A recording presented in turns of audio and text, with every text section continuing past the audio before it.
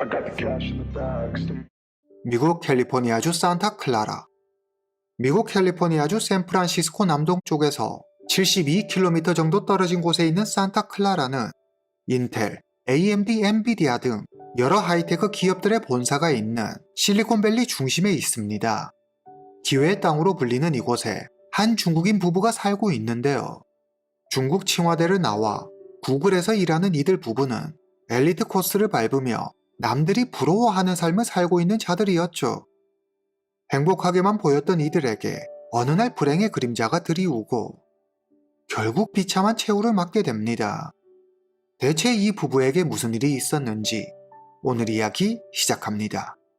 2024년 1월 16일 화요일 오전 10시 무렵 산타클라라 경찰서에 전화벨이 울립니다. 저기 제 친구가 연락이 안 돼서 그러는데요. 괜찮은지 가서 확인 좀 해주실 수 있나요? 신고자는 전날 저녁 친구의 모습이 영 마음에 걸린다는 말도 덧붙이죠.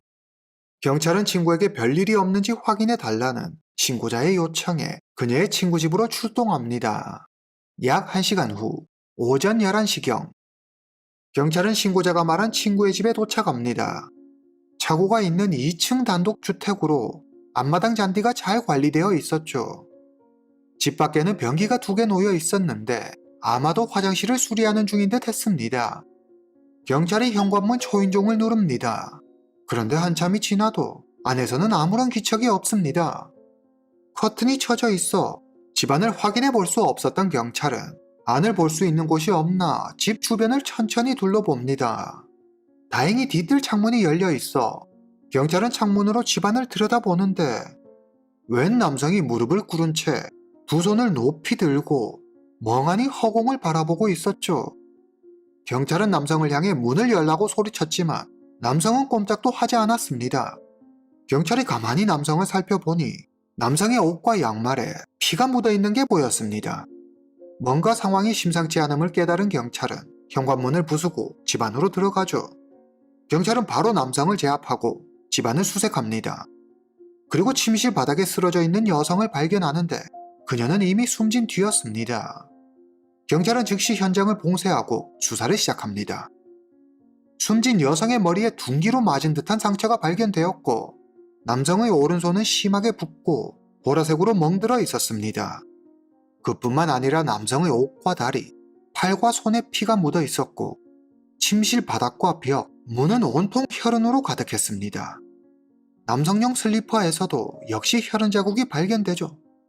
이후 DNA 분석 결과 혈흔은 모두 피해 여성의 것으로 밝혀집니다.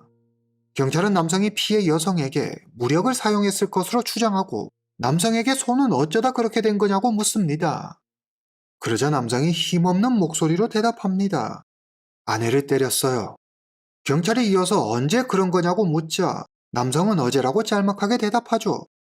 그러고는 갑자기 벌떡 일어나더니 책상 위에 놓여있는 사진 한 장을 입에 물고 냅다 바닥으로 힘껏 던져버립니다. 사진 속 여성은 침실 바닥에서 숨진 채 발견된 여성으로 바로 남성의 아내였습니다. 남성과 피해 여성은 부부로 남성은 신고자의 친구였습니다. 첸리렌 1996년 5월 10일 출생, 당시 나이 27세. 그는 구글의 유튜브 팀 쇼츠 알고리즘 소프트웨어 엔지니어입니다. 아내 위셴이 당시 나이 27세. 남편과 동갑내기로 그녀 역시 구글에서 소프트웨어 엔지니어로 일하고 있죠. 경찰은 상황을 파악하기 위해 먼저 신고자의 집으로 갑니다. 저희는 첸 부부와 오랜 친구 사이예요. 어제 저녁에도 저희 부부와 첸 부부 이렇게 넷이 함께 식사했어요. 그런데 첸이 평소와 달리 말도 없고 내내 멍하니 있더라고요. 너무 이상했죠. 내내 마음에 걸려 아침에 연락해 봤는데 두 사람 다 연락이 안 되더라고요. 그래서 911에 전화한 거예요. 첸 부부의 이웃들은 경찰 조사에서 전날 밤 큰 소리를 듣지 못했고 수상한 사람 또한 보지 못했다고 말했습니다. 2023년 4월 첸 부부가 산타클라라 남서부 지역의 한 동네로 이사 옵니다. 주로 은퇴한 노년층이 많이 살고 있는 동네에 젊은 부부가 이사 온 거죠. 이들은 이사 기념 쿠키를 돌리며 이웃들과 인사를 나눴다고 합니다. 평소 부부 사이에 소란이나 특별한 분쟁은 없었다고 하죠. 친절했지만 그렇다고 이웃들과 교류가 많은 편은 아니었습니다. 경찰 조사에서 첸은 아무 말도 하지 않습니다. 부부 사이에 일어난 일인데다 사건이 일어난 곳이 집이다 보니 남편의 진술이 절대적인데 유력 용의자인 남편까지 입을 다물어 버리니 경찰로서는 미치고 환장할 노릇이었습니다. 경찰은 우선 이들 부부에 대해 조사합니다. 용의자 첸리렌. 중국 스촨성 청두 출신으로 부유한 공무원 가정에서 태어났습니다. 키가 190cm로 큰 편이며 고등학교 친구들의 말에 따르면 예의 바르고 겸손하면서 늘 자신감 넘치는 학생이었다고 합니다. 위셴이 중국 지린성 출신으로 168cm의 키에 차분하고 지적인 분위기의 소유자인 위셴이는 조용하고 내성적인 성격을 가지고 있습니다. 첸과 위셴이는 중국 대학 수학 능력 시험에서 높은 점수를 받아 각 지역 1등을 해 언론에 실리기도 했죠. 2018년 두 사람은 칭화대 전자정보공학과를 졸업한 후 캘리포니아 대학교 샌디에이고 컴퓨터과학 석사과정에 입학합니다. 칭화대에서는 서로 얼굴만 아는 사이였지만 미국에 온 뒤로 두 사람은 연인이 되죠. 2020년 3월 석사 학위를 받고 첸이 먼저 소프트웨어 엔지니어로 구글에 입사합니다. 위제니는 아마존에서 인턴으로 일한 뒤 2021년 6월 첸보다 조금 늦게 소프트웨어 엔지니어로 구글에 들어갑니다. 2022년 두 사람은 결혼에 꼴이 나죠. 2023년 4월 첸 부부는 아내 위셴이 이름으로 회사에서 차로 약 20분 거리에 있는 산타클라라에 204만 9천 달러를 주고 지금 집을 구입합니다. 첸 부부는 주말 등 쉬는 날에는 친구들과 자주 모임을 가졌고 여행을 다니거나 여가를 즐기는 모습을 종종 SNS에 올렸습니다. 그들은 고양이를 한 마리 키우고 있었는데 사건이 일어나기 2주 전에도 고양이와 찍은 사진을 업로드했죠. 첸과 위셴이는 누구보다 여유롭고 행복한 삶을 살고 있는 듯 보였습니다. 구글에 다니는 중국인 엘리트 부부에 관한 소식은 빠르게 퍼져나갔습니다. 많은 이들이 왜 이런 비극적인 사건이 일어났는지 그 원인에 대해 무척 궁금해했는데요. 당시 구글은 대규모 인원 감축을 발표했습니다. 미국 언론은 당시 분위기를 감안해 첸 부부가 정리해고를 당하고 금전적인 어려움을 겪으면서 더 이상 주택담보대출을 감당하지 못해 갈등이 생겼고 그로 인해 이 같은 비극이 일어났을 거라는 추측이 줄을 이뤘죠. 그러나 첸 부부가 사건 당시에도 여전히 구글에 재직 중이었던 사실이 밝혀지면서 이는 사실이 아닌 것으로 알려졌습니다. 사건 발생 이틀 후 1월 18일 경찰은 아내를 살해한 혐의로 첸을 기소합니다. 캘리포니아주에서는 용의자가 체포된 후 48시간 이내에 법원에 출석해 예비 심리를 받아야 하죠. 그러나 첸이 건강상의 이유로 법정에 출석하지 않으면서 4번이나 심리가 연기됩니다.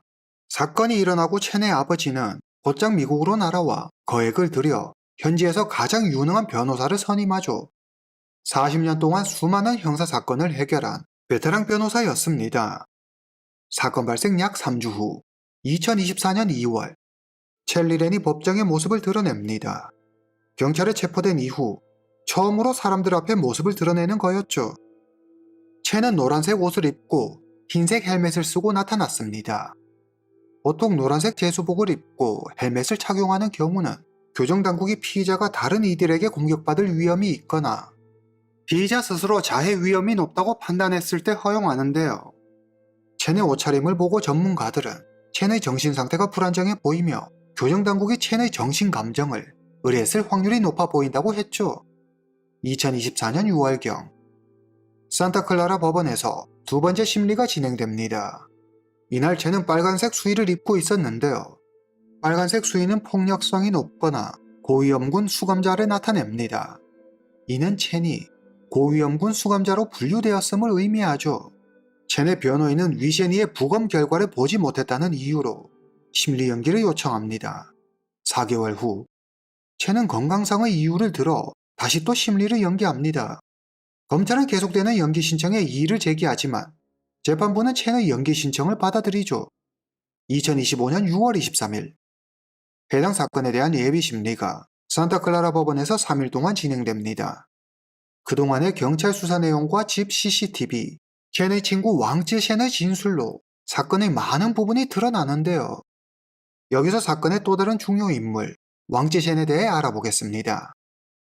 왕쯔셴은 최초 신고자이자 첸 부부의 친구입니다. 그녀 역시 칭화대를 나왔죠. 2018년 왕쯔셴은 칭화대에서 첸을 처음 만나 친구가 됩니다. 대학을 졸업한 왕쯔셴은 샌프란시스코 베이 에어리어로 옵니다. 이곳에서 결혼도 하고 취업도 하죠.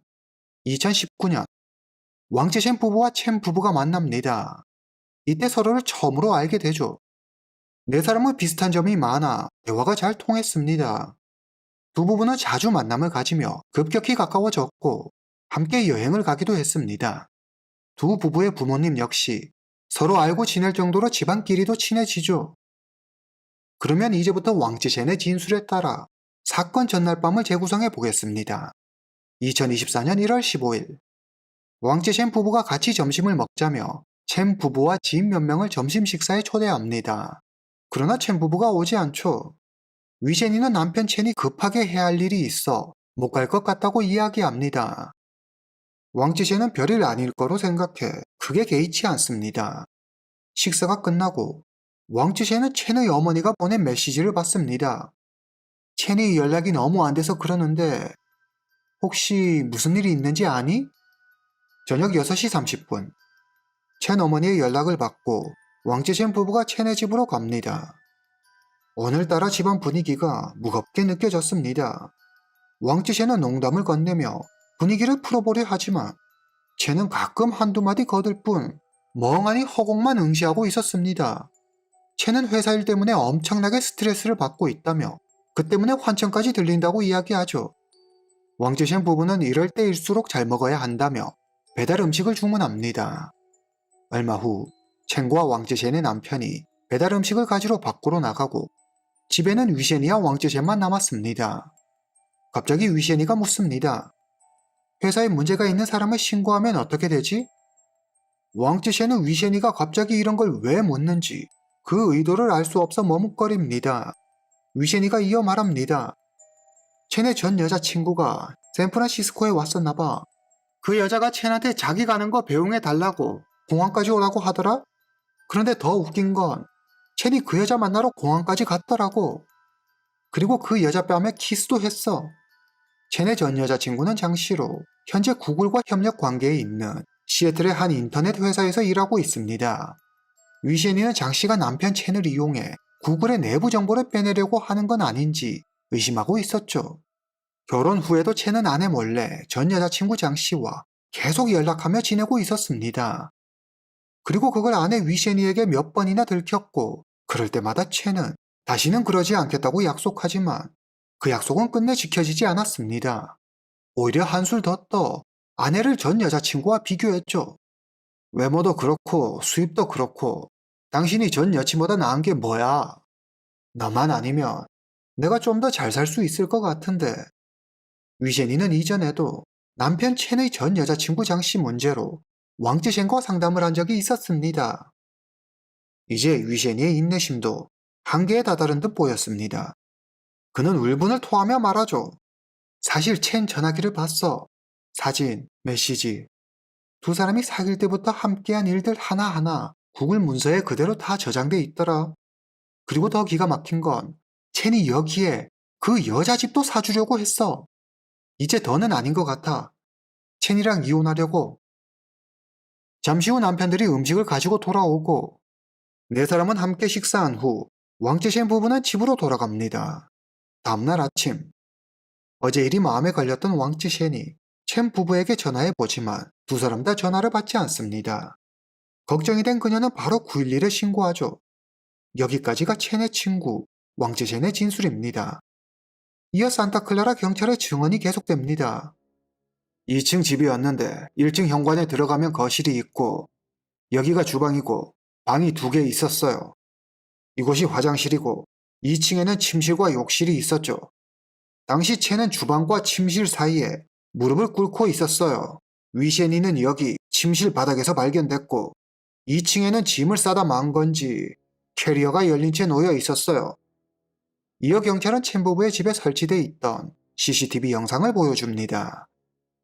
사건 발생 하루 전 오후 4시 28분 문 밖에는 아무도 없습니다. 위셰니가 집을 나가려고 하자 제니 위셰니를 나가지 못하게 막아섭니다. 두 사람이 다투는 소리에 놀란 고양이가 밖으로 도망치자 제니 패딩을 입고 고양이를 찾으러 갑니다. 오후 6시 30분 왕치젠 부부가 옵니다. 이후 두 사람은 다시 집으로 돌아가죠. 사건 당일 밤 12시 21분 위셰니가 주방으로 들어옵니다. 이 모습을 마지막으로 더 이상 위셰니를 볼 수 없었습니다. 새벽 4시 43분 제니 주방을 들락날락합니다. 그런데 그의 옷에 피가 묻어 있습니다. 새벽 5시 16분 제니의 오른손이 눈에 띄게 부어올랐습니다. 4분 후 제니 전기톱을 들고 주방으로 들어옵니다. 아침 8시 10분 제니 손에 과도가 들려 있습니다. 경찰은 체의 외도로 두 사람의 관계가 악화되면서 위셰니가 떠나려고 하자 첸이 살해한 것으로 추정합니다. 예비심리 3일째 되는 날 첸의 전 여자친구 문제의 장씨가 법정에 출석합니다. 장씨는 스촨 청두 출신으로 5살 때부터 첸과 친구로 지내며 같은 동네에서 자랐죠. 2013년 고등학교 때 두 사람은 연인이 됩니다. 졸업 후 함께 칭화대에 들어가죠. 2018년 칭화대 졸업을 앞두고 두 사람은 성격 차이로 헤어집니다. 2020년 첸은 위셰니를 만나면서도 전 여자친구 장씨와 계속 연락을 주고받습니다. 그는 장씨를 그리워하며 다시 만나자고 하죠. 장씨는 단호히 거절합니다. 장씨는 그때 새 남자친구를 만나 시애틀에서 새로운 삶을 준비하고 있었습니다. 2023년 7월 장씨는 남자친구와 약혼합니다. 그런데 2달 뒤 생각지 못한 일이 일어나죠. 장씨의 약혼자가 돈을 주고 여성과 잠자리를 하다 경찰에 걸려 체포되는 일이 일어납니다. 장씨는 바로 파혼합니다. 자신의 인생에 오점이 생겼다는 사실에 장씨는 너무 자존심 상하고 수치스러웠습니다. 그녀는 혼자 힘든 시간을 보내면서 전 남자친구 첸을 떠올리죠. 사건 발생 3개월 전 장씨는 첸에게 연락해 자기가 파혼한 사실을 알립니다. 그러자 첸은 아내가 매달려서 한 결혼이지 자신이 원해서 한 결혼이 아니라며 지금 결혼 생활이 너무 불행하다고 말합니다. 이후 첸과 장씨는 구글 카페테리아에서 그리고 앞에 아내 위셰니가 말했던 공항에서 총 2번의 만남을 갖습니다. 시애틀로 돌아온 장씨는 첸에게 문자 메시지를 하나 받는데 아내가 두 사람이 만난 사실을 알고 있다는 내용의 메시지였습니다. 곧 있으면 첸 부부의 결혼 기념일이었죠. 그런데 첸은 장씨가 선물한 옷을 입고 전 여자친구 장씨를 만나러 가죠. 이 일은 위셰니를 분노하게 만들었습니다. 사건이 일어나기 전날 새벽 위셰니는 첸의 휴대전화에서 첸과 장씨가 사귀고 지금까지 두 사람 사이에 있었던 모든 일이 다 기록된 구글 문서를 발견합니다. 두 사람은 그 구글 문서에 서로에 대한 애틋한 마음을 글로 남기며 계속 연락을 주고받고 있었죠. 위셰니가 그들의 문서에 글을 남깁니다. 너희 정말 역겹다. 그날 오후 문서의 소유자인 장씨가 위셰니가 남긴 글을 보고 다시 글을 남기죠. 당신 마음 이해해요. 나도 첸과 만났을 때 첸이 전 여자친구와 날 많이 비교했죠. 자존심 많이 상하죠. 만약 당신이 제 친구라면 첸을 떠나라고 충고해주고 싶네요. 더 이상 이 관계에 희망이 없다는 판단이 선 위셰니는 첸과 이혼하기로 결심합니다. 장씨의 진술이 끝나자 경찰이 장씨의 음성이 담긴 녹음기를 틉니다. 후회해요. 그때 첸이 다시 만나자고 했을 때 그렇게 해야 했는데. 경찰 조사 당시 장씨가 진술한 내용이었습니다. 경찰이 첸과 재결합하고 싶은 마음에 범행에 관여한 거 아니냐고 추궁하자 장씨는 극구 부인하죠. 여자를 사서 하룻밤을 보내는 약혼자보다 첸이 더 낫다는 뜻으로 한 말이지 첸하고 만날 마음은 추호도 없어요. 이렇게 3일간의 예비 심리가 끝이 납니다. 첸의 지인들은 첸이 이혼할 경우 금전적인 손실을 보게 될 게 뻔한데 계산적인 첸의 성격상 위셰니에게 먼저 이혼하자고 할 일은 절대 없었을 거라고 입을 모아 말하죠. 그런데 위셰니가 먼저 이혼 얘기를 꺼내자 화가 나 범행을 저질렀을 거라고 추측합니다. 이 사건이 언론을 통해 알려지자 많은 중국 네티즌들이 장씨의 SNS를 찾아가 비난을 퍼부었습니다. 장씨는 악성 댓글이 폭주하자 개인 SNS 계정을 폐쇄해버리죠. 2025년 10월 8일에 정식 재판이 열릴 예정입니다. 많은 전문가들은 체내 유죄가 인정되면 가석방 없는 종신형에 처해질 가능성이 매우 높다고 예상했습니다. 이후 사건 현장이자 첸 부부의 집은 약 210만 달러에 팔립니다. 첸은 대체 왜 아내 위셰니를 끔찍하게 살해한 것일까요? 추후 재판 결과가 나오는 대로 영상으로 알려드릴 수 있도록 하겠습니다. 오늘 이야기는 여기까지입니다. 다음 시간에 뵙겠습니다.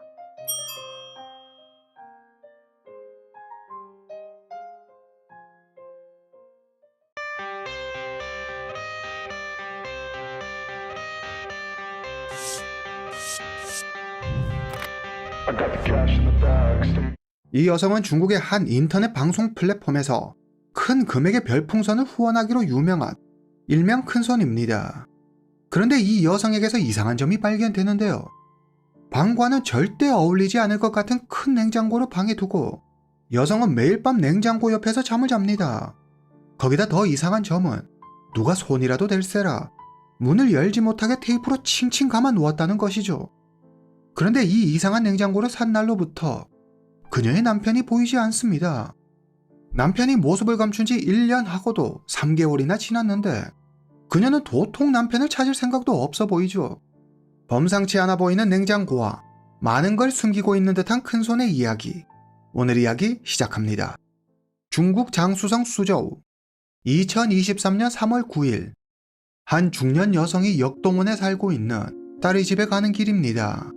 살림에 서툰 딸을 대신해 청소를 해주러 가는 길이죠.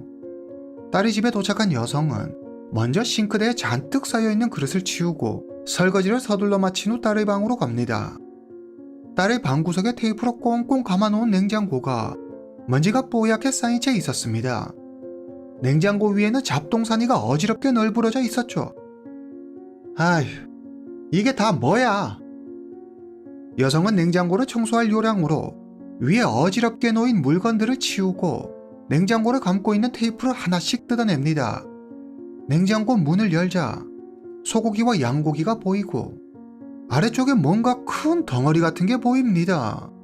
뭔가 싶어 여성은 덩어리를 덮고 있는 소고기와 양고기를 치우는데 으아! 웅크린 채 얼어있는 사람이었습니다. 그것도 15개월 전 사라진 사위 팡홍웨이였죠. 순간 다리에 힘이 풀린 여성은 그대로 바닥에 주저앉아 그저 멍하니 냉장고를 바라봅니다. 이를 어찌해야 하나. 여성은 딸에게 심상치 않은 일이 일어났음을 직감하죠. 그녀는 간신히 정신을 붙들고 딸에게 전화합니다. 잠시 후 딸이 집에 오고 어머니의 얼굴을 본 딸은 1년 넘게 힘겹게 숨겨온 비밀이 탄로났음을 깨닫습니다. 엄마, 사실은 내가 팡홍웨이를 죽였어. 그리고 들킬까봐 냉장고에 넣어뒀어. 어머니의 설득으로 딸은 경찰에 자수하게 되고 해당 사건은 중국 포털 사이트 실시간 검색 순위 1위를 기록할 만큼 많은 중국인의 관심을 끌었습니다. 이 두 사람은 결혼한 지 3년밖에 되지 않은 신혼부부입니다. 한참 신혼의 단꿈에 젖어 있을 때 이런 비극이 벌어지다니. 두 사람 사이에 대체 무슨 일이 있었길래 이런 비극이 일어난 걸까요? 팡홍웨이 1991년 안후이성 화이난에서 3형제 중 둘째로 태어납니다. 팡홍웨이의 부모는 거리에서 중국의 대표적인 길거리 음식 중 하나인 쇼자빙이라는 밀 전병을 팔아 어렵게 삼형제를 키웁니다. 팡홍웨이는 삼형제 중 가장 공부를 잘했습니다. 고등학교 졸업한 그는 장쑤성 수저우에 있는 수저우 대학교에 입학합니다. 그는 집안의 자랑이었죠. 팡홍웨이의 부모는 둘째인 그에게 거는 기대가 상당했습니다. 2015년 모두의 기대와 달리 대학을 졸업한 팡홍웨이는 여러 차례 취업에 실패합니다. 이대로 일반 회사에 들어가기엔 힘들다고 판단한 그는 부동산에 취업해 부동산 중개인이 됩니다. 처음에 가족들은 그의 선택을 이해하지 못했습니다. 분명 팡홍웨이라면 더 좋은 조건의 대우를 받으며 회사에 들어갈 수 있을 텐데 계속된 취업 실패에 지친 그가 쉽게 타협하는 거라고 여겼죠. 하지만 그건 틀린 생각이었습니다. 팡홍웨이는 앞으로 중국에서 부동산 업계가 크게 흥할 거라는 나름의 판단으로 부동산 업계에 뛰어든 것이었습니다. 그의 예측은 정확히 적중했습니다. 2016년 당시 중국에서 부동산 열기는 광풍을 넘어 태풍으로 바뀌고 있었습니다. 중국 정부는 지나치게 과열된 부동산 시장을 바로잡기 위해 집은 살기 위한 곳이지 투기를 위한 것이 아니다 라며 집값 급등을 막기 위해 여러 정책을 내놓지만 정부에서 규제하면 할수록 부동산 투기 열기는 식을 줄 모르고 더 뜨거워졌습니다. 특히 수저우의 부동산 상승세는 무서울 정도였는데 외지인들조차 수저우에 있는 아파트를 사기 원했죠. 한마디로 팡홍웨이는 부동산 중개인으로서 최고의 황금 기회를 만난 겁니다. 너나 할 것 없이 많은 사람들이 집을 사겠다며 자기 발로 찾아왔고 거래 성사율도 매우 높았습니다. 팡홍웨이는 발빠르게 우수한 매물을 선점해 많은 고객을 끌어들이죠. 팡홍웨이는 순식간에 큰 돈을 벌었고 그 능력을 인정받아 회사 임원으로 승진합니다. 모든 일이 척척 순조롭게 풀리던 그때 그에게 사랑이 찾아옵니다. 같은 해 팡홍웨이는 2살 연하의 차동리를 만납니다. 차동리는 1993년 장수성 수저우에서 태어났습니다. 내성적이고 말수가 적었던 그녀는 묵묵히 자기 일을 하는 스타일이었죠. 팡홍웨이는 참하고 성실한 그녀가 마음에 들었습니다. 2017년 2월 20일 두 사람은 연인이 됩니다. 팡홍웨이는 귀엽고 사랑스러운 여자친구 차동리와 함께하는 이 순간이 너무 행복했습니다. 그의 SNS 아이디가 차동리의 이니셜로 되어 있는 걸 보면 그가 차동리를 얼마나 특별하게 생각하는지 엿볼 수 있죠. 팡홍웨이는 차동리를 만나면서 매일 일기에 함께한 둘만의 추억을 기록합니다. 그는 매달 20일이 되면 여자친구 차동리와 함께 찍은 영상을 SNS에 올리고 생일이나 명절같이 특별한 날에는 선물과 함께 여자친구를 기쁘게 할 특별한 이벤트를 준비했습니다. 팡홍웨이는 차동리 하나밖에 모르는 달콤한 사랑꾼이었죠. 차동리의 친구들은 그녀를 무척 부러워했습니다. 그런데 정작 그녀는 그다지 좋아하는 것처럼 보이지 않았습니다. 차동리의 SNS를 보면 온통 두 사람 사진으로 가득한 팡홍웨이의 달달한 SNS와는 달리 연예인 이야기나 일상적인 불만, 알 수 없는 누군가를 향해 욕하는 글들이 대부분이었죠. 남자친구 팡홍웨이와 함께 있는 사진이나 연인에 대한 사랑을 이야기한 글은 거의 찾아보기 힘들었습니다. 2018년 하루는 팡홍웨이가 줄 게 있다며 차동리를 부릅니다. 그리고 차동리의 반응이 궁금해 죽겠다는 듯 잔뜩 상기된 얼굴로 조심스럽게 콘서트 티켓을 꺼내 보이죠. 바로 장하구의 콘서트 티켓이었습니다. 평소 차동리가 장하구의 열렬 팬이라는 걸 알고 있던 팡홍웨이는 좋아할 여자친구를 생각하며 장하구의 콘서트 티켓을 어렵게 구해 선물하죠. 그것도 맨 앞자리로 말입니다. 그런데 차동리의 반응이 뭔가 뜨뜻미지근합니다. 콘서트에 다녀온 차동리는 SNS에 온통 장하구 얘기로 도배하면서도 남자친구에 대한 이야기는 한마디도 없습니다. 그저 콘서트에서 함께 찍은 사진 한 장만 덩그러니 올려뒀을 뿐 고맙다는 얘기조차 없죠. 차동리가 처음부터 이렇게 냉랭했던 건 아닙니다. 두 사람은 어느 커플보다 서로를 아끼고 사랑하는 커플이었습니다. 사실 차동리의 부모는 수저우의 한 낙후된 동네에서 살고 있었습니다. 그런데 중국의 부동산 개발 바람이 불면서 중국 정부가 추진하는 재개발 사업에 그들이 사는 동네가 선정되는 대박 행운이 찾아오죠. 차동리의 부모는 평생 뼈 빠지게 일해도 만져보지 못할 거액의 보상금을 받게 됩니다. 그런데 이때부터였습니다. 갑자기 형편이 이전과 비교할 수 없을 정도로 좋아지자 차동리는 달라지기 시작하죠. 그녀의 눈에 개천에서 용남격인 팡홍웨이는 들어오지도 않았습니다. 보다 더 나은 조건의 남자를 만나기 원했죠. 하지만 그다지 능력이 뛰어난 것도 아니고 외모가 특출난 것도 아닌 그녀에게 집안 형편 좀 나아졌다고 좋다고 대시할 남자는 없었습니다. 사실 능력 있고 외모도 멀끔한 데다 오직 자기 여자친구밖에 모르는 팡홍웨이 정도면 아주 훌륭한 짝이었죠. 팡홍웨이의 형은 일찌감치 차동리의 심성을 눈치채고 동생 팡홍웨이에게 조언했었습니다. 팡홍웨이, 차동리가 너무 너한테 함부로 하는 거 아니냐? 우리 가족들한테도 그렇고 매사에 불평불만이야. 너라면 더 좋은 여자를 만날 수 있어. 2019년 차동리가 임신을 합니다. 팡홍웨이는 차동리와 아이를 위해 수저우 역동원에 집을 마련하죠. 2020년 초 두 사람은 아직 결혼식은 올리지 못했지만 먼저 혼인신고부터 합니다. 2020년 2월 3일 드디어 두 사람 사이에 예쁜 딸이 태어납니다. 방홍웨이는 세상을 다 얻은 듯 무척 기뻤죠. 그는 딸과 함께하는 가족의 일상을 찍어 부지런히 SNS에 올립니다. 딸과 함께한 사진과 영상을 보면 그가 딸을 얼마나 아끼고 사랑하는지 단박에 느낄 수 있습니다. 방홍웨이는 사랑하는 딸과 아내를 위해 이전보다 더 열심히 일합니다. 딸이 태어나고 차동리는 직장을 그만두고 육아에 전념하기로 합니다. 외벌이가 된 방홍웨이는 더 큰 돈을 벌기 위해 회사를 그만두고 그동안의 경험을 살려 부동산을 개업합니다. 하지만 세상은 그의 생각처럼 그리 호락호락하지 않았습니다. 그가 사업을 시작한 2020년에 여러분들도 아시다시피 전염병이 전 세계를 강타하죠. 전례 없던 일에 세계는 혼란에 빠지고 모든 업계가 불황에 허덕입니다. 그렇게 잘 나가던 중국의 부동산도 예외는 아니었습니다. 방홍웨이의 사업에도 어두운 그림자가 드리우기 시작하죠. 손녀가 태어나자 방홍웨이의 어머니가 한 달 정도 아들 집에 머물며 집안일을 도와주기로 합니다. 수입이 확 줄어들자 차동리는 남편의 무능력을 탓하죠. 남편을 무시하고 시어머니를 본체만 채 없는 사람 취급합니다. 방홍웨이는 이런 아내의 행동에 화가 났지만 그렇다고 뭐라고 싫은 소리를 하지는 않았습니다. 갑자기 하던 일도 그만두고 아내가 하루 종일 육아에 지쳐 그러는 걸 거라며 이해하려 노력했죠. 두 사람은 아직 정식으로 결혼식을 올리지 않았습니다. 방홍웨이는 여자에게 웨딩드레스가 어떤 의미인지, 결혼식이 어떤 의미인지 잘 알고 있었기에 아내에게 늘 미안한 마음을 가지고 있었습니다. 방홍웨이는 웃음을 잃어버린 아내에게 웃음을 되찾아주기 위해 그동안 미뤄뒀던 결혼식을 올리기로 하죠. 2020년 10월 1일, 방홍웨이와 차동리는 딸과 함께 결혼식을 올립니다. 결혼식 이후 방홍웨이는 아내와의 관계가 나아질 거라고 기대하지만 그건 혼자만의 착각이었습니다. 방홍웨이의 바람과 달리 두 사람의 관계는 점점 더 악화되죠. 결혼식을 올리고 4일이 지난 10월 5일 밤, 일과를 끝낸 방홍웨이가 샤워를 하고 침실로 들어갑니다. 방홍웨이의 발소리에 그만 딸이 잠에서 깨 울음을 터뜨립니다.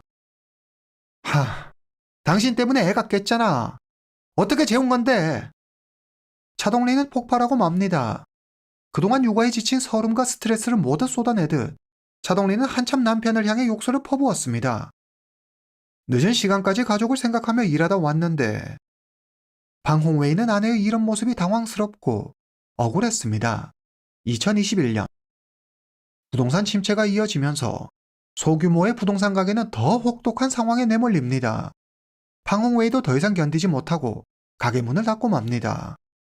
상황이 이런데 아내 차동리는 집안 상황이 이런 걸 아는지 모르는지 요즘 인터넷 방송에 푹 빠져 삽니다. 그녀는 방송을 보며 꽤 큰 돈을 방송을 진행하는 남성 BJ에게 후원하죠. 차동리는 후에 이때를 이렇게 떠올립니다. 내가 이 정도 돈은 거리낌 없이 후원할 수 있는 돈 많은 사람이라는 생각이 들면 너무 짜릿했어요.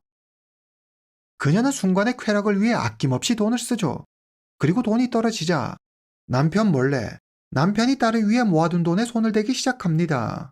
2021년 9월 부동산 가게를 문 닫고 방홍웨이는 앞으로 대세는 온라인이라는 생각에 매장을 방문해 방송에서 물건을 소개하고 파는 라이브 쇼핑 사업에 뛰어듭니다. 그러나 그의 예상과 달리 그의 방송은 큰 주목을 받지 못했고 그만두게 되죠. 그러던 어느 날 아내 차동리가 남성 BJ에게 빠져 30만 위안 이상의 큰 금액을 후원했다는 사실을 방홍웨이가 알게 됩니다. 차동리는 해당 BJ에게 더 많은 금액을 후원하기 위해 수십만 위안을 대출까지 한 상태였죠. 방홍웨이가 아내 차동리를 다그치자 그녀는 울며 말합니다. 나도 속은 거야. 후원을 가장 많이 한 사람한테 보상도 해주고 돈도 다시 돌려준다고 했단 말이야. 그 자식이 거짓말한 거야. 이 말은 당연히 거짓말입니다. 방홍웨이가 진실을 알고 있었는지 그 여부에 대해서는 알려진 바가 없지만 그는 아내를 용서합니다. 그리고 결혼하기 전 가지고 있던 집을 팔아 아내 차동리의 빚을 갚아주죠. 방홍웨이의 부모는 아들의 이런 행동을 도통 이해할 수 없었지만 손녀를 위해 참습니다. 2021년 11월 24일 방홍웨이는 고향에 가 제사를 지내고 다시 아내와 딸이 기다리고 있는 수저로 돌아옵니다. 그리고 이날이 방홍웨이의 부모와 형제가 방홍웨이를 만난 마지막이 됩니다. 2021년 12월 20일 무렵 방홍웨이의 부모는 지난번 제사를 지내러 고향에 다녀간 뒤로 아들 방홍웨이와 연락이 잘 되지 않아 답답해 미칠 지경입니다. 문자에는 답을 하는데 음성통화도 영상통화도 다 받지 않습니다. 바빠서 전화를 받을 수 없다는 핑계만 댈 뿐이었죠. 아무래도 안 되겠다고 판단한 방홍웨이의 부모는 큰아들과 함께 며느리 차동리를 찾아갑니다. 얼마 전에 그이 가게 문 닫았어요. 빚쟁이들이 하도 찾아오고 하니까 빚쟁이들 피해서 도망다니고 있어요. 그래서 전화도 못하는 걸 거예요. 집안의 희망이자 기둥이었던 둘째 아들이 망한 것도 모자라 빚쟁이들을 피해 도망다니는 도망자 신세라니 방 씨의 부모는 청천벽력 같은 소식에 하늘이 무너지는 것 같았습니다. 이후 방홍웨이의 SNS에 가끔 게시물이 올라옵니다. 방홍웨이의 게시물을 보며 그의 부모는 아들이 잘 지내고 있다고 믿죠. 차동리 역시 남편과 자주 연락하고 있으며 빚만 해결하면 금방 돌아올 거라고 했다며 시부모를 안심시킵니다. 그런데 얼마 지나지 않아 방홍웨이가 집에 돈을 빌리기 시작하죠. 처음에는 새로 일을 시작하는데 가게를 빌려야 한다며 3만 위안을, 그 다음에는 장모님께 빌린 돈을 갚아야 한다며 4만 3천 위안을 빌립니다. 그리고 계속 이런저런 핑계를 대가며 돈을 빌리죠. 방 씨의 부모는 빚쟁이들의 눈을 피해가며 새로 일을 시작하려 애쓰는 아들을 생각하며 그가 필요하다는 돈을 다 보내줍니다. 그들은 오직 아들이 무사히 집으로 돌아오기만을 바랄 뿐이었죠. 하지만 이들의 간절한 바람과 달리 방홍웨이는 이미 이 세상 사람이 아니었습니다. 방 씨의 부모에게 연락해 돈을 빌린 사람은 다름 아닌 바로 며느리 차동리였죠. 2022년 2월 춘절. 방 씨 부모는 춘절을 맞아 혹시 아들이 돌아오지 않을까 하는 마음에 수조회에 있는 아들의 집으로 갑니다. 아빠 보고 싶어. 아빠를 찾는 어린 소녀딸이 가여워 노부부는 왈칵 눈물을 쏟습니다. 방 씨의 부모는 며느리, 소녀딸과 함께 밥을 먹고 다시 고향집으로 돌아갑니다. 며칠 후 방홍웨이의 형이 문자 한 통을 받습니다. 바로 동생 방홍웨이였죠. 형, 나 월세가 밀려서 그러는데 돈 좀 꿔줄 수 있어?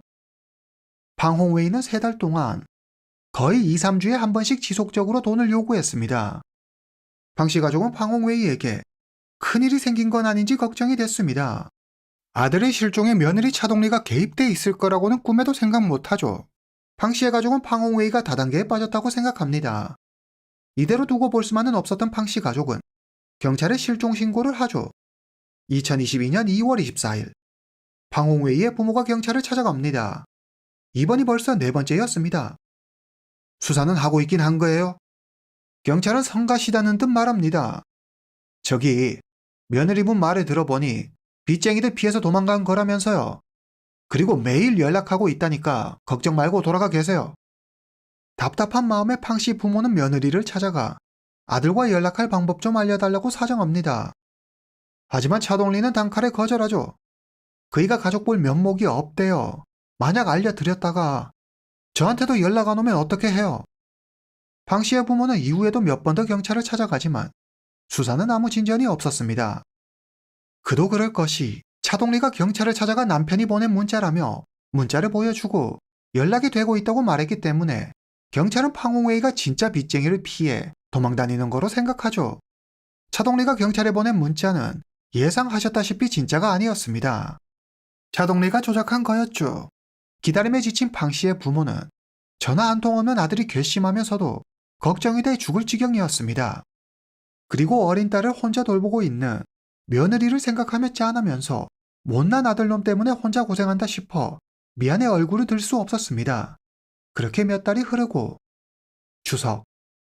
방씨의 부모는 손녀를 보기 위해 수조의 역동원에 있는 아들 집을 찾아갑니다. 그런데 아들 집에 다른 사람이 살고 있는 게 아니겠습니까? 놀란 방씨의 부모는 며느리 차동리에게 전화하지만 그녀는 전화를 받지 않습니다. 며느리와 연락이 되지 않자 그들은 사돈에게 연락해 딸의 소식을 묻습니다. 2달 전에 이사했어요. 얼마나 급하게 갔는지 집에 있는 물건들 다 놔두고 TV랑 냉장고만 가져갔더라고요. 저한테도 이사 간다고 말을 안 해서 저도 몰랐어요. 경찰에 신고해서 겨우 이사간 집 주소를 알아내 가봤더니 대체 무슨 일인지 말도 안 해주고 냅다 화부터 내더라고요. 사돈의 말을 들은 방씨 부부는 걱정이 됐습니다. 빚쟁이들 성화에 지쳐 차동리가 어린 딸을 데리고 도망갔을 거라고 생각하죠. 방 씨 부모는 큰아들과 함께 사돈이 알려준 주소로 갑니다.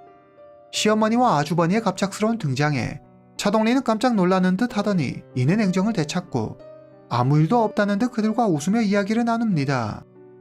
방 씨의 형은 테이프로 칭칭 감겨있는 냉장고가 침실에 있는 걸 발견합니다.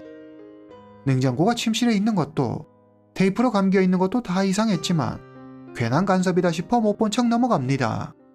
2022년 10월 차동리가 딸을 데리고 다시 이전에 살던 옆동원 집으로 이사하죠. 2023년 춘절 차동리는 딸과 시댁에서 명절을 보냅니다. 그녀는 시부모에게 방홍웨이의 채무관계가 거의 다 해결된 것 같다고 말하죠. 방씨 부모는 곧 아들이 돌아올 거란 기대에 부풉니다. 2023년 3월 8일 방홍웨이가 모습을 감춘 지 15개월이 지났습니다. 방씨 부모의 휴대전화가 울립니다. 바로 아들 방홍웨이가 보낸 메시지였습니다. 저 다음 달이면 집에 가요. 곧 아들을 만날 수 있을지도 모른다는 기대에 방씨 부모는 기쁨의 눈물을 흘립니다. 하지만 그것도 잠시, 이들의 기대는 한순간에 무너져 버립니다. 3월 9일 15개월 동안 숨겨왔던 비밀이 마침내 드러나죠. 차동리의 어머니가 방에 있던 냉장고에 문을 열고 말았습니다. 그리고 그 안에서 꽁꽁 얼어있는 사위 방홍웨이를 발견하죠. 금지옥엽 키운 둘째 아들의 사망 소식에 방씨 부모는 절규합니다. 경찰은 국과수에 방홍웨이의 부검을 의뢰하고 부검 결과 사인은 약물 및 이산화탄소 중독이었습니다. 어머니의 설득에 자수한 차동리는 경찰 조사에서 돈으로 남편과 심하게 갈등을 겪었고 다투다 감정이 격해져 순간 이 같은 범행을 저질렀다고 진술합니다. 구체적인 범행 시기나 과정에 대해서는 침묵했습니다. 이후 차동리는 남편 행세를 하며 방 씨의 부모에게 20만 위안, 방 씨의 형에게 5만 위안, 도합 총 25만 위안을 빌렸습니다. 경찰 조사 결과 차동리가 방 씨 가족에 이렇게 많은 돈을 빌린 건 어이없게도 자기가 좋아하는 BJ에게 후원을 하기 위함이었죠. 그뿐만 아니라 방홍웨이의 계좌에 있던 돈까지 모두 탕진한 상태였습니다. 경찰은 다음과 같이 범행 과정을 추정합니다. 차동리는 남성 BJ A의 열혈 팬입니다. 그녀는 대출까지 받아가며 A에게 후원하죠. 얼마 못 가 남편 방홍웨이에게 이 같은 사실을 들키게 되고 방홍웨이는 아내의 빚을 모두 갚아줍니다. 이 일이 있고 난 후 방홍웨이는 이전과 달리 아내의 생활을 통제하고 엄격하게 돈 관리를 하기 시작하죠. 차동리는 이런 남편의 불만이 쌓여가고 급기야 남편을 죽이기로 마음먹습니다. 그녀는 컴퓨터에서 수면제의 효능과 시신 부패를 막는 법 등을 검색하고 냉장고와 수면제를 구매한 다음 범행을 저지를 기회를 노립니다. 사건 당일 차동리는 남편에게 수면제를 먹이고 잠이 든 그의 목숨을 빼앗습니다. 그녀는 숨진 남편을 미리 사둔 냉장고에 넣고 테이프로 냉장고를 칭칭 감아버립니다. 여기까지가 경찰이 생각하는 범행 과정입니다. 경찰은 방홍웨이가 직접 SNS에 글을 올린 게 2021년 2월 14일이 마지막이었던 것으로 밝혀져 그 무렵 그가 살해당했을 것으로 추측합니다.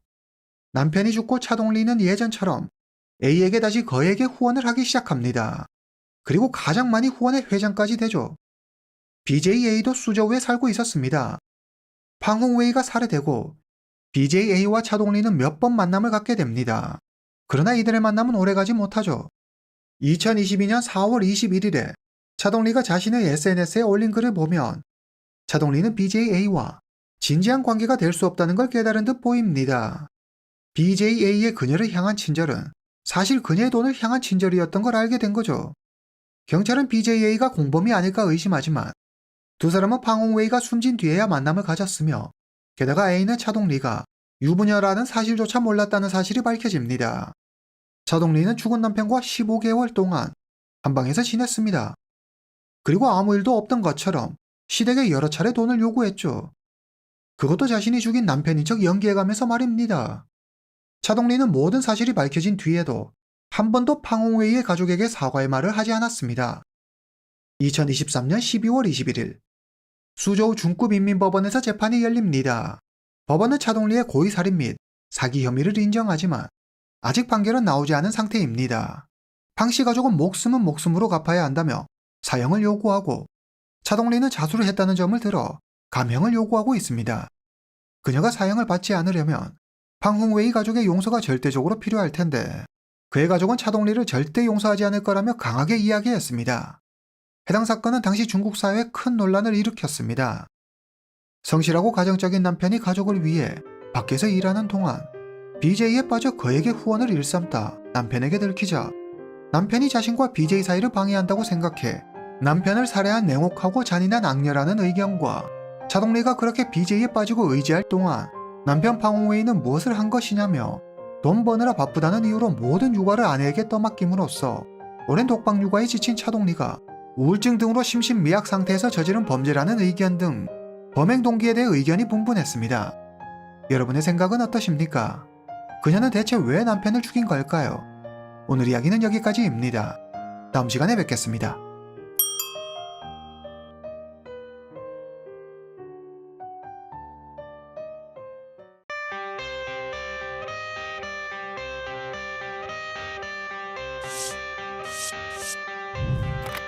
I got the cash in the bag. Stay 2025년 4월 16일 2017년 싱가포르 국민을 전율과 분노에 떨게 했던 장진싱의 형이 마침내 집행됩니다. 8년을 기다린 정의가 실현되는 날이었죠. 아내와 딸을 죽이고 성인 동영상을 봤다는 사실이 알려지며 그의 엽기 행각에 싱가포르인들은 큰 충격을 받았는데요. 오늘은 한 가정에서 일어난 소름 끼치는 이야기 우드랜드 더블 머더 사건에 대해 알아보겠습니다. 오늘 이야기 시작합니다. 장진싱 1976년 출생. 그는 중국계 싱가포르인입니다. 중학교에 들어간 장진싱은 종페이샨이라는 여성을 알게 되죠. 그녀를 처음 본 순간 장진싱의 시간은 멈춘 듯 했습니다. 유난히 내성적이었던 장진싱은 자기 마음을 표현하지 못하고 그녀 곁을 맴돌기만 하죠. 이렇게 사춘기 시절의 첫사랑은 혼자만의 가슴앓이로 끝이 나고 맙니다. 시간이 흘러 2004년 28살이 된 장진싱은 어느새 결혼도 하고 부동산 중개인이라는 직업도 가지게 되었습니다. 여느 사람들이 다 그렇듯 그는 회사에 다니며 바쁘게 지내고 있습니다. 하루는 장진싱이 중학교 동창회에 나가죠. 그리고 그곳에서 그동안 잊고 지냈던 첫사랑 종페이샨을 만나게 됩니다. 장진싱은 어른이 되고 사회생활을 하면서 제법 넉살도 늘고 외향적인 성격으로 바뀌었습니다. 오랜만에 종페이샨을 만난 장진싱은 이전과 달리 적극적으로 종페이샨에게 다가갑니다. 종페이샨, 중학교 때 내가 너 많이 좋아했잖아. 넌 여전히 예쁘다. 이미 두 사람은 유부남 유부녀였지만 이날의 만남 이후 두 사람은 주위의 시선 따윈 아랑곳하지 않고 자주 연락하며 데이트를 즐깁니다. 장진싱은 이제야 진정한 사랑을 만났다고 생각하죠. 2009년 장진싱의 아내가 장진싱이 바람을 피우고 있다는 걸 눈치챕니다.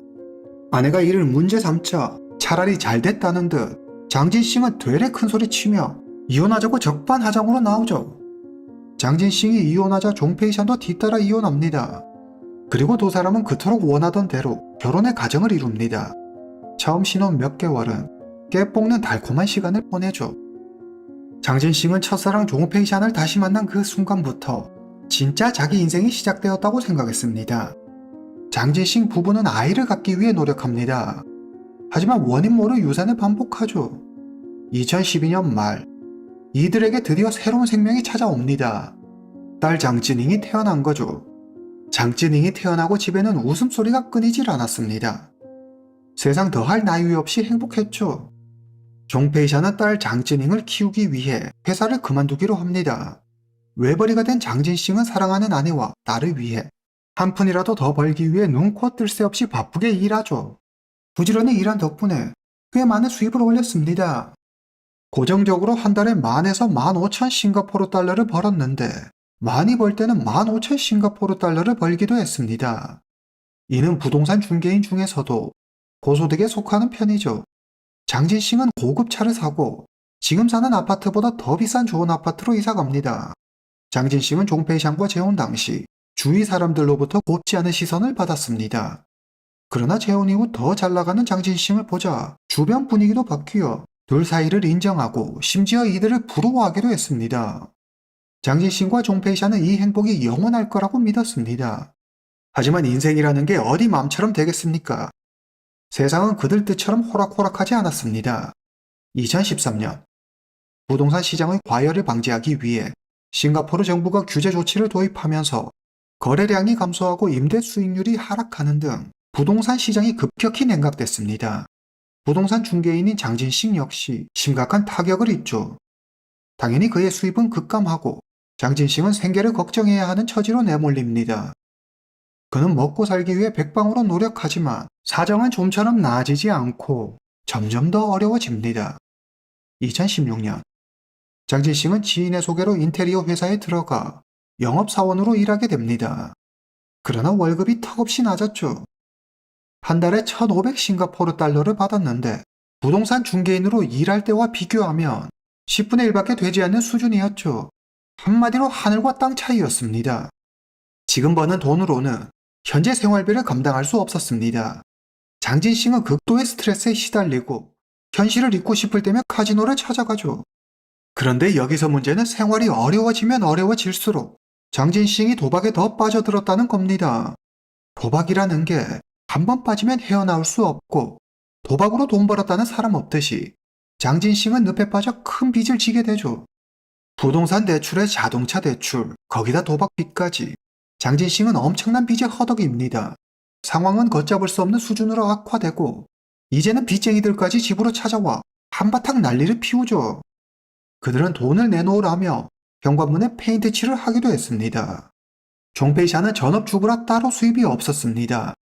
장진식은 돈에 엄청난 압박을 받았고 자기의 이런 사정을 아는지 모르는 척 하는 건지 아내 종페이샤는 허구한 날 돈 내놓으라고 닥달을 해댑니다.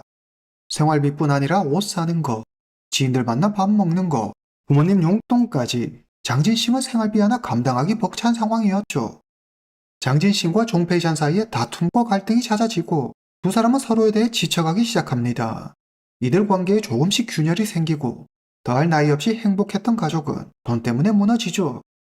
2013년 6월 장진식이 우연히 아내 종페이샤의 SNS에서 외도 정황을 발견합니다. 아내가 마크라는 남자와 이야기를 나누는데 그 내용이 단순한 친밀함을 넘어 마치 연애 중인 남녀 같았습니다. 장진식은 순간 싸한 기분이 들었습니다. 그는 흥분해서 아내에게 묻죠. 마크가 대체 누구야? 누군데 당신한테 이렇게 치근덕거려? 남편의 물음에 종페이샤는 대수롭지 않다는 듯 그냥 친구라고 대답합니다. 친군데? 그냥 서로 안부 주고받는 거지.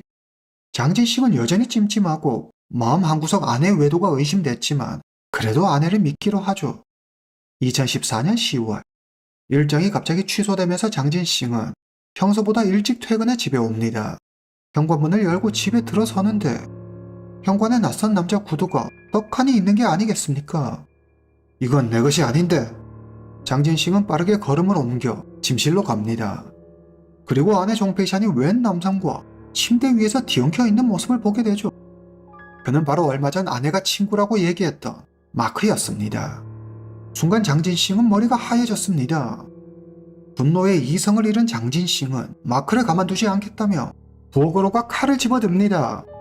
칼을 들고 성큼성큼 다가오는 장진식을 본 마크는 허겁지겁 바지만 챙겨 입고 얼른 집 밖으로 도망칩니다. 아내의 배신에 깊은 절망과 분노를 느끼고 큰 상처를 받은 장진식은 아내에게 이혼을 통보하죠. 그러나 아내 종페이샤는 이혼을 원하지 않았습니다. 그녀는 어린 장진잉을 봐서라도 자기를 용서해달라고 하죠. 장진식은 아직 어린 딸이 엄마 없이 클 생각을 하니 마음이 무거워집니다. 그는 마지못해 아내를 용서하기로 마음먹죠. 하지만 아내에 대한 신뢰는 이미 무너질 대로 무너진 상태였습니다. 장진식은 매주 아내의 SNS와 전화기를 검사합니다. 한번 시작된 의심은 걷잡을 수 없이 커져 장진식을 집어삼키고 있었죠. 급기야 딸 장진잉이 자기 딸이 아닐지도 모른다고 의심하는 지경에 이릅니다. 아내 종페이샤의 생일날 집에 근사한 꽃다발이 배달됐습니다. 어이없게도 마크가 보낸 것이었죠. 자기를 얼마나 우습게 봤으면 이런 일을 벌이나 싶어 장진식은 분노가 치밀어 오릅니다. 하지만 이제는 아내와 이혼할 용기가 나지 않았습니다. 가뜩이나 빚에 쪼들리고 있는데 아내와 이혼하게 되면 위자료에 양육비까지 정말 빈털터리가 될지도 모릅니다. 그는 끓어오르는 분노를 꾸역꾸역 삼키며 아내와의 관계 개선에 힘쓰죠.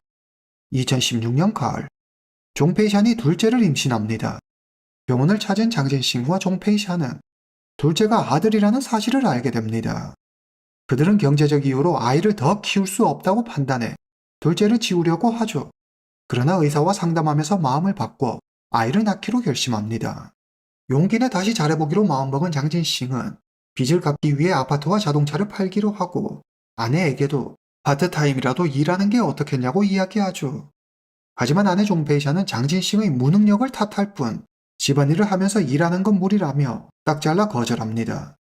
나날이 심해지는 경제적 압박과 아내와의 갈등으로 장진싱은 무너져가고 있었습니다. 2017년 1월 20일 금요일 아침, 장진싱과 종페이샨의 딸 장진잉이 어느덧 4살이 됐습니다. 장진잉이 유치원에 가기 위해 교복을 입고 있습니다. 그런데 갑자기 장진싱이 딸 장진잉을 부르더니 옷 갈아입고 가서 TV 봐. 아빠의 말에 장진잉은 이상하다는 듯 아빠 장진싱을 빤히 쳐다보지만 이내 아빠가 시키는 대로 합니다. 이 모습을 지켜보고 있던 종페이샨이 뭐 하는 거냐며 장진싱에게 따지죠. 장진싱은 잠시 침묵하더니 그녀의 눈치를 살피며 말합니다. 몇 달째 유치원 학비를 내지 못했어. 지금 $1,700 넘게 밀려 있어. 어제 유치원 원장이 전화와서 최후 통첩을 하더라고. 만약 오늘 장진잉이 유치원에 가면 쫓겨날지도 몰라. 얘기가 끝나기가 무섭게 종페이샤는 이제껏 참았던 울분을 토해냅니다. 장진싱이 애 하나도 제대로 건사하지 못하는 무능력한 인간이라며 어린 딸 앞에서 아빠는 쓸모없는 사람이라는 막말을 해가며 비아냥거리고 조롱하죠. 장진싱은 자존심에 심한 타격을 입습니다.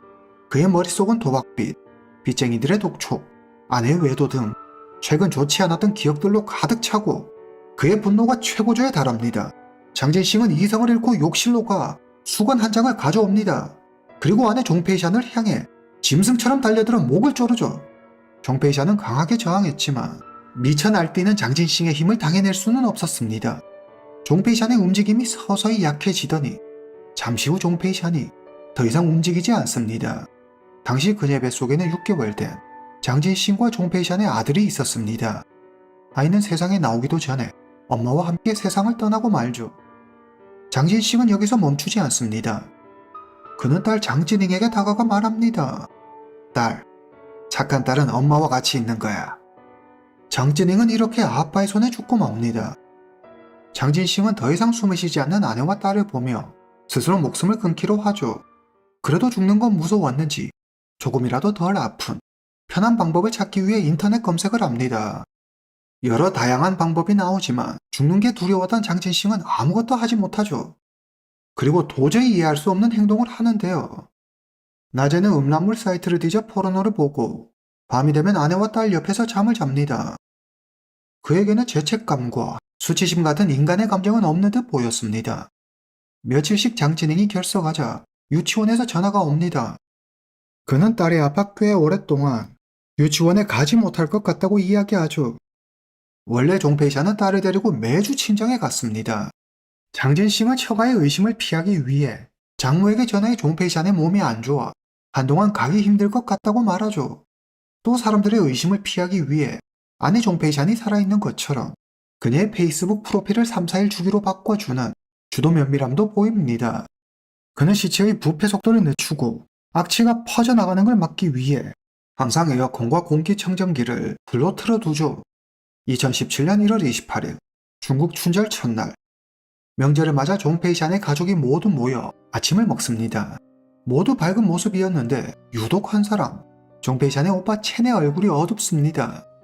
최근 동생 종페이샨의 행동이 아무래도 이상했기 때문이죠. 명절이나 중요한 가족 모임에 지금까지 한 번도 빠진 적 없던 동생이었습니다. 그런데 요즘 통 모습을 보기 힘들었습니다. 첸은 종페이샨에게 전화도 하고 문자도 보내보지만 동생에게선 아무 연락이 없습니다. 동생이 연락이 안 돼 장진싱에게 전화하니 종페이샨이 몸이 좋지 않아 그런 것 같다며 서둘러 전화를 끊어버리죠. 첸은 자꾸만 떠오르는 불길한 생각을 떨쳐버릴 수가 없었습니다. 그는 직접 동생 집으로 가보기로 합니다. 첸이 초인종을 아무리 눌러도 아무도 나오지 않습니다. 분명 안에서 인기척이 들리는데도 말이죠. 무언가 잘못됐다는 걸 확신한 첸이 마구 문을 두드립니다. 그런데 갑자기 집안에서 타는 냄새가 나기 시작했습니다. 창문으로 안을 들여다보니 집안에 연기가 자욱했죠. 장진싱이 종페이샨의 오빠 첸이 오자 범행 흔적을 없애기 위해 집에 불을 지른 거였습니다. 첸은 바로 경찰에 신고합니다. 잠시 후 경찰과 소방대원이 장진싱의 집에 도착합니다. 소방대원이 불길을 제압하자 경찰이 빠르게 집 안으로 들어가죠. 집안은 탄내와 시체 썩은 내가 뒤섞여 구역질이 났습니다. 침실 문 앞에 모든 게 끝났다는 표정으로 장진싱이 멍하니 서 있었습니다. 그는 첸에게 다가가 말합니다. 내가 당신 동생을 죽였어. 그리고 말이 끝나기가 무섭게 몸을 돌려 도망칩니다. 그러나 바로 경찰에 붙잡히고 말죠. 경찰은 방 안에서 새까맣게 탄 두 사람을 발견합니다. 침대 오른쪽에는 아내 종페이샨이, 왼쪽에는 딸 장진잉이 누워 있었습니다. 그리고 종페이샨의 뱃속에는 6개월 된 아이가 있었죠. 경찰은 현장에서 장진싱을 체포합니다. 경찰 조사에서 장진싱은 순순히 자신의 범행을 모두 인정합니다. 그러나 반성하거나 후회하는 모습은 보이지 않죠. 2019년 7월 2일 싱가포르 고등법원에서 해당 사건에 대한 재판이 열립니다. 장진싱의 변호사는 장진싱이 경제적인 문제 등으로 평소 심각한 우울증에 시달렸고 사건 당일 아내 종페이샨의 막말의 분노에 이성을 잃고 순간적으로 범행을 저질렀다며 살인죄가 아닌 과실치사죄를 주장하죠. 이에 검찰은 종페이샨의 휴대전화 메시지를 증거로 제시하며 바로 반박하는데요. 남편의 어려움을 외면하고 비난했다는 장진싱의 주장과 달리 종페이샨은 남편의 빚을 알고 함께 해결하려고 노력했으며 애정어린 메시지를 주고받으며 어려움을 이겨내고자 애썼다는 걸 볼 수 있습니다. 그리고 그녀는 태어날 아들이 2살이 되며 다시 일하려는 계획도 가지고 있었죠. 경찰 조사에서 장진싱은 딸을 죽인 것은 후회한다고 말했지만 아내를 죽인 일에 대해서는 후회하지 않는다고 말했습니다. 이는 장진싱이 평소 아내에게 좋지 않은 감정을 가졌다는 걸 알 수 있는데 장진싱의 주장과 달리 장진싱은 아내 종페이샨이 마크와 바람 피운 걸 용서하지 않았습니다. 이를 마음에 두고 있던 장진싱이 종페이샨을 죽인 거죠. 2020년 11월 12일 재판부는 장진싱은 범행 후 포르노를 시청하는 등 우울증과는 거리감한 행동을 보였으며 SNS 프로필을 바꾸는 등 주변인들을 속이기 위해 계획적인 모습을 보였다.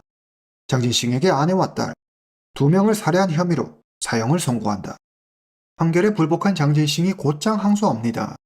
2022년 1월 19일 싱가포르 고등법원은 항소를 기각하고 원심 판결을 그대로 유지하죠.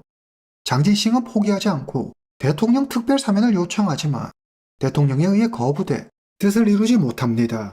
2025년 4월 16일 범행이 일어나고 8년 만에 장진싱의 형이 집행됩니다. 싱가포르인들은 장진싱이 아이들에게도 몹쓸 짓을 한 데는 외도한 아내를 용서할 수 없었던 그가 아이들도 자기 아이가 아니라고 생각해 그랬을 거로 추측합니다. 오늘 이야기는 여기까지입니다.